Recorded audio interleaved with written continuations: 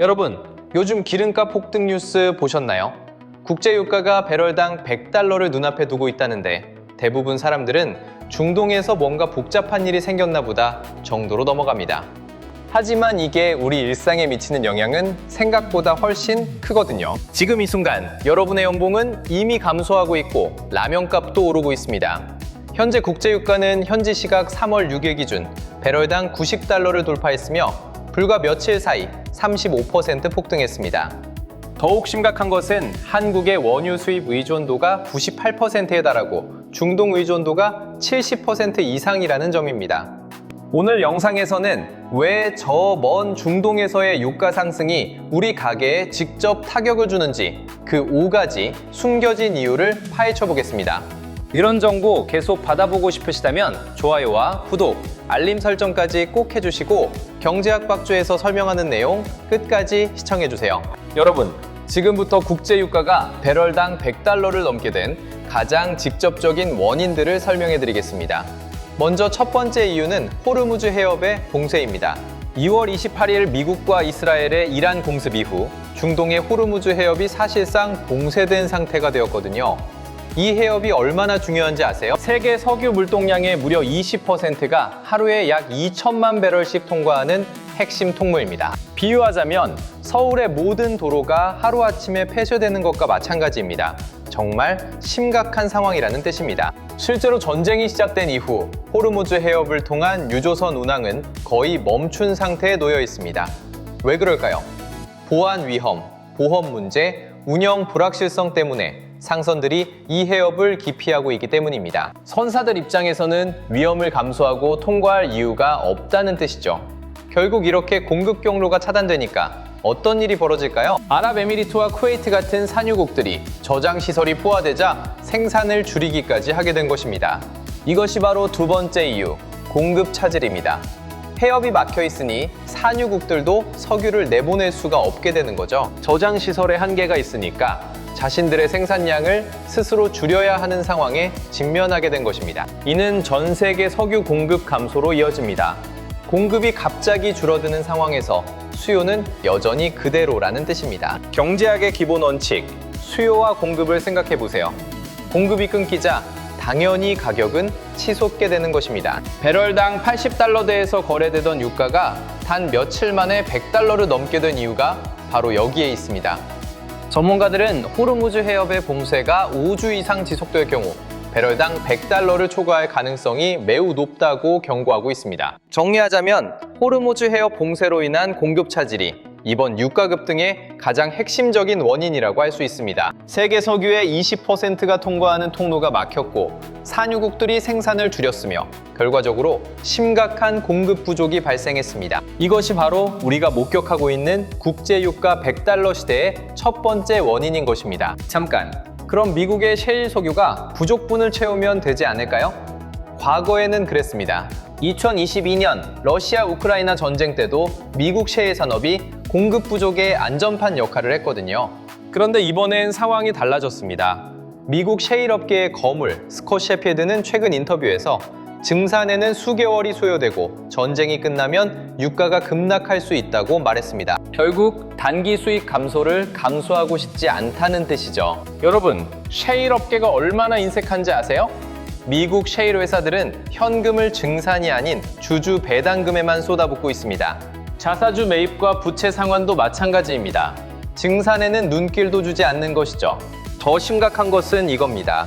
미국 산유량은 이미 역사상 최고치인 하루 1360만 배럴에 도달했습니다. 더 이상 늘릴 수 없는 상황에 거의 다다른 것이죠. 그런데 업계 예측을 들어보시면 충격적입니다. 올해 안에 미국의 산유량이 오히려 감소세로 돌아설 것으로 예측하고 있습니다. 증산이 아니라 감소라니요. 결국 전 세계의 석유 공급 부족을 막아줄 안전판이 사라지고 있다는 의미입니다. 이것이 유가를 계속 밀어올리는 또 다른 주요 요인이 되고 있습니다. 그렇다면 한국은 왜 더 큰 타격을 받을까요? 여기서 중요한 수치를 봐야 합니다. 한국의 경제 원유 의존도는 OECD 37개 국가 중 가장 높습니다. 배럴당 GDP, $10,000당 5.63배럴을 소비하는데 이는 다른 선진국 대비 2배 이상입니다. 쉽게 말해서 한국은 석유에 중독된 경제 구조라는 뜻입니다. 더 심각한 문제가 있습니다. 한국이 수입하는 원유의 70% 이상이 중동에서 들어온다는 점입니다. 호르무즈 해협 봉쇄는 한국에게 목줄을 조이는 것이나 마찬가지라고 할 수 있습니다. 현대경제연구원의 분석을 보면 유가가 배럴당 100달러에 고착될 경우 한국 경제 성장률은 0.3%포인트 하락합니다. 연간 경제 규모로 환산하면 약 6조 원대의 손실입니다. 2022년을 봐주세요. 당시 유가가 배럴당 139달러까지 올랐을 때 한국의 무역 수지는 300억 달러 악화되었습니다. 경상 수지도 260억 달러 감소가 예상됩니다. 한국이 이렇게 취약한 이유는 에너지 자급률이 낮고 자동차, 철강, 석유화학 등 주요 산업이 대량의 원유를 필요로 하기 때문입니다. 이 약점을 극복하지 않는 한 유가 급등시마다 경제 전체가 흔들릴 수밖에 없습니다. 여러분, 이제 가장 피부에 와닿는 부분을 살펴보겠습니다.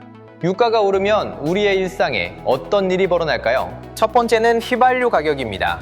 국제 유가가 배럴당 1달러 올라갈 때마다 우리가 매일 지불해야 할 휘발유 비용이 약 35억 원씩 증가하게 됩니다. 이는 국가 전체 차량 운영 비용에 직결되는 막대한 금액입니다. 두 번째는 생필품 가격의 상승입니다.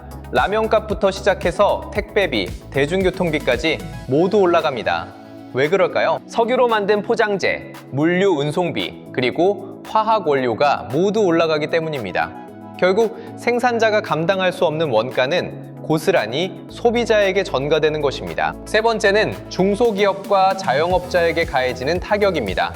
대기업은 해외 공급처를 다변화할 수 있지만 중소기업은 그럴 수 없습니다. 원가 부담이 커지면서 수익성이 악화되고 결국 고용 축소로까지 이어질 수 있습니다. 전문가들은 유가가 배럴당 100달러를 넘어설 때 소비자 물가가 약 1.1%포인트 상승할 것으로 예상하고 있습니다. 이는 여러분의 월급이 그만큼 감소하는 효과와 정확히 같습니다. 결국 휘발유 가격 상승으로 시작된 물가 상승이 라면, 택배, 교통비 등 생활 전반에 퍼져나가고 기업의 수익성 악화로 이어져 경기 침체까지 초래할 수 있다는 점입니다. 이것이 국제유가 급등이 우리 모두에게 직접적인 영향을 미치는 이유입니다. 그렇다면 지금 우리가 어떻게 대비해야 할까요? 먼저 명확히 해야 할 것이 있습니다. 바로 승자와 패자가 누구인지 말입니다. 패자부터 살펴보겠습니다. 중소제조업, 물류업, 항공사, 자동차 업계, 그리고 우리 같은 일반 가게가 여기에 해당합니다.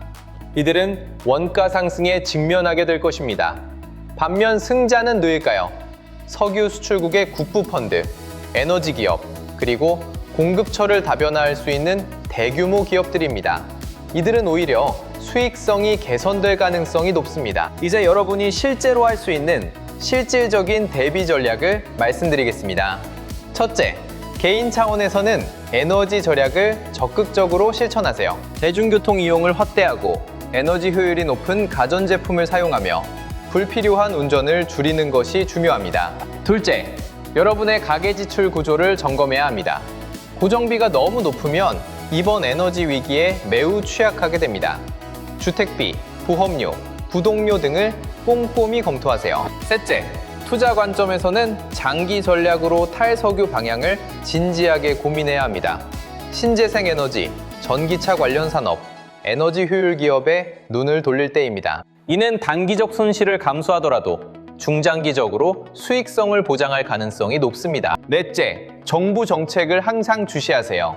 유류세 조정, 에너지 바우처, 비충규 방출 등 다양한 대응책이 나올 것이기 때문입니다.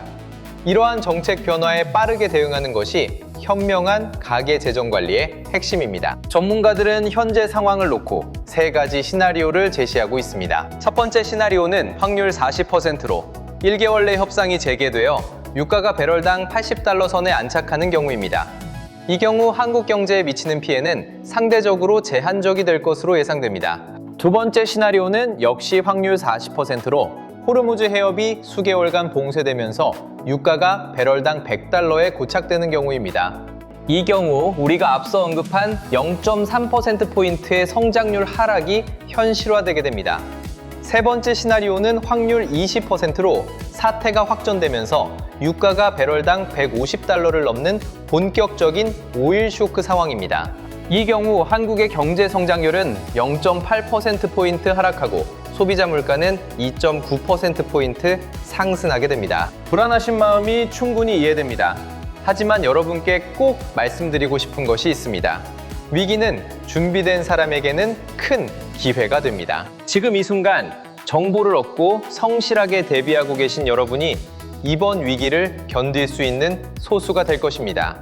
오늘 영상이 도움이 되셨다면 좋아요, 구독, 알림 설정 꼭 해주시고 경제학 박쥐 계속 지켜봐 주세요.